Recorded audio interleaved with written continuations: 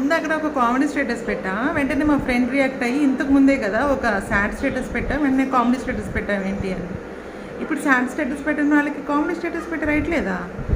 అలాగని నాకు గంటలు గంటలు ఏడవటం, దాన్ని క్యారీ ఫార్వర్డ్ చేయటం, ఇంట్లో అందరికీ తెలిసేలా చేయటం, ఏం తినకుండా ఉండటం, వాళ్ళకి ఏం వండి పెట్టకుండా ఉండటం, నాకు ఇదంతా చేత కాదు. ఇప్పుడు ఎగ్జాంపుల్గా ఇద్దరు ఫ్రెండ్స్ ఉన్నారండి, వాళ్ళిద్దరి మధ్య ఒక గొడవ జరిగింది. ఆ గొడవ వల్ల మా ఫ్రెండ్ చాలా ఎక్కువ ఫీల్ అయిపోతుంది అనుకోండి. అది బాధపడడం చూసి నేను కూడా బాధపడ్డాను అనుకోండి, అది నేను చూసుకోలేను. అలా నేను ఎక్కువ బాధపడిపోవటం నాకు అది నచ్చదు. దానివల్ల నాకు ఈగో చాలా హర్ట్ అవుతుంది. ఆ గొడవను ఎలాగోలా సెటరేట్ చేస్తాను, అప్పుడు మా ఫ్రెండ్ హ్యాపీ అవుతుంది, అప్పుడు నేను కూడా సంతోషంగా ఉంటాను.